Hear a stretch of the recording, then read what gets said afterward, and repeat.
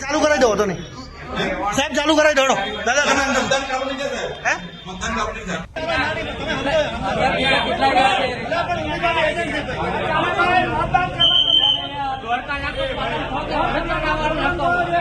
આ દ્રશ્યો વડોદરાના વોર્ડ નંબર 2ના છે, જ્યાં મથક પર ખૂબ મોટો હોબાળો થયો. હોબાળા પછી અત્યારે મતદાન રોકી દેવામાં આવ્યું છે. હોબાળો કઈ બાબતનો થયો તો ભારતીય જનતા પાર્ટીના સમર્થકો જ્યારે મત આપવા માટે ગયા ત્યારે ઈવીએમમાં કોઈ ટેકનિકલ ઇસ્યુના કારણે એક બટન નથી દબાઈ રહ્યું એ વાત કરવામાં આવી. એના પછી ત્યાં જે અધિકારી હતા એ અધિકારી સાથે વાત કરવામાં આવી.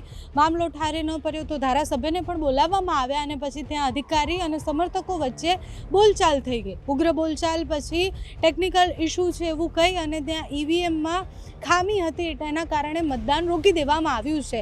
આ માત્ર વડોદરાની સ્થિતિ નથી. વહેલી સવારથી જ્યારથી મતદાન શરૂ થયું છે ત્યારથી અનેક વિસ્તારોમાંથી એવા સમાચાર સામે આવ્યા છે કે ઈવીએમમાં ખામીને કારણે મતદાન રોકવામાં આવ્યું હોય કે થોડા કલાકો સુધી લોકો મત ન આપી શક્યા હોય. એમ પણ ગરમીની અત્યારે પરિસ્થિતિ છે, ખૂબ વધારે તડકો પડી રહ્યો છે. વહેલી સવારે જ્યારે લોકો મત આપવા માટે ગયા ત્યારે ઘણી બધી જગ્યાએ ઈવીએમમાં પ્રોબ્લેમ હતી, ઘણી બધી જગ્યાએ ટેકનિકલ ઇસ્યુ હતો, ઘણા બધા લોકોના નામ નહોતા. મતદાર યાદીમાં નામ ન હોવાના કારણે પણ લોકોમાં રોષ જોવા મળ્યો છે.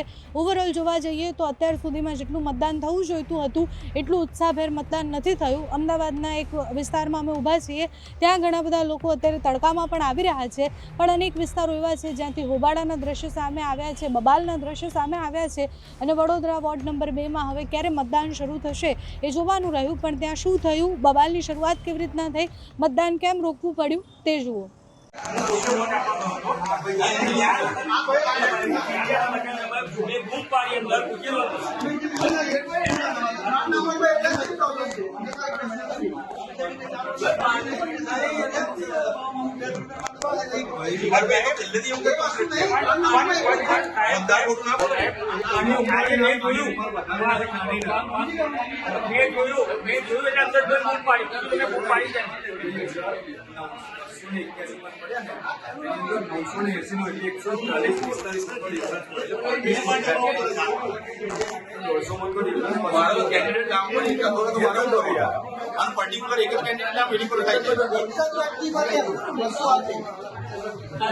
પ્રિસાઇડિંગ સાહેબ તો જીકર એવું જ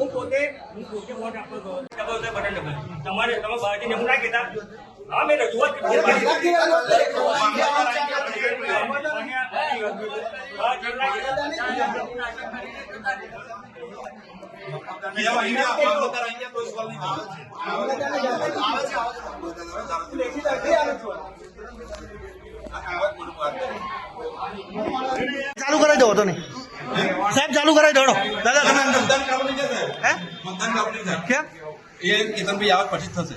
ના ના એટલે એક કેન્ડિડેટ કપાય સાહેબ. શું એક કેન્ડિડેટ નહીં થતી, 1 કલાકથી મામલતદાર સાહેબ આવી ગયા. પ્રિસાઇડિંગ ઓફિસર સાહેબ એવું કહે કે કમેન્ટ ચાલુ છે સાહેબ, એવું કહે છે ચાલુ છે એમને ઓછા સાહેબ. આવા જાઓ તો બહાર આવતા રહો તો ચલો દાદા તો હડો, ચલો દાદા અંદર દો તમે, બેન હડો તમે અંદર દો. સાહેબ સાહેબ ચાલુ કર દો સાહેબ. જો બેન અંદર દો તમે, જો હું ઊભો છું તો ભાઈ આ બે પતે એટલે તમે જાઓ.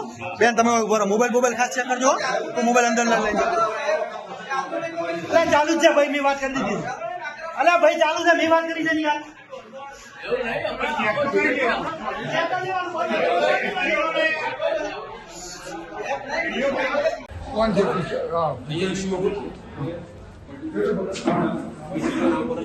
मामलतदार साहब ने बोला 1 कलाक नहीं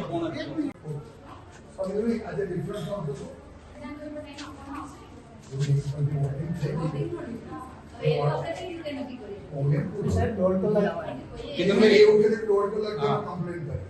સાહેબ આવી કેમ સાહેબ બુડાભાઈ દોઢ કલાકથી આ લોકોએ કમ્પ્લેન કરી હતી વોર્ડ નંબર 2 બરાબર. હવે એ બુથની અંદર 148 વોટનો ડિફરન્સ આવે છે બરાબર છે પહેલામાંથી. હવે એ લોકોએ એવી રીતે કરી છે. હવે એ વસ્તુ હવે એ વોટનો ડિફરન્સ હું તું બરાબર ચેક કર. તું મને તાત્કાલિક મામલતદારને એવું કહે કે સિરિયસ કોઈ વાતને લે. હા, મહેરબાની કરી સિરિયસ તો ભાઈ મારે અકળાવું ના પડે. તું મને અત્યારે સોલ્યુશન લઈ આપવું નથી. હા ચાલ. હા હા મેં 1 કલાકથી તું જોઈ લે. જ્યારે મેં આજે મત આપવા ગયો ત્યારે ભાગ નંબર 1 માં ત્રીજા નંબરનું બટન મેં 2 થી 3 વાર દબાયું તોય લાઈટ લાગી નહીં.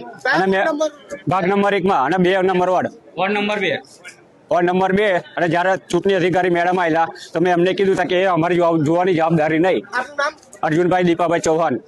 વોર્ડ વિભાગ નંબર 1 માં હાઈસ્કૂલમાં હું વોટ આપવા ગયો હતો તો ત્યાં હું બટન દબાવવા ગયો તો બીજા બટન દબાવ્યા 3 નંબર 4 વખત દબાવ્યા છતાં દબાવ્યું નથી. હું અંદર મેં બૂમ પાડી કે ભાઈ બટન નથી દબાવતું. ત્યારે અંદર આવ્યા કે તમે દબાવો. ત્યારે દબાવ્યું ત્યારે બટન દબાવ્યું. પછી મેં રજીસ્ટર કર્યું. હું અંદર બૂમ પાડી તો અંદર એવું કીધું કે 4 વખત બટન દબાવ્યું. બટન તો દબાવ્યું પણ 4 વખત બટન દબાવતા પછી બટન દબાવ્યું કે નોર્મલ બટન જાય છે એ બટન દબાવાતું નથી. હું અર્પણ દોશી વગાડનો રહેવાસી છું.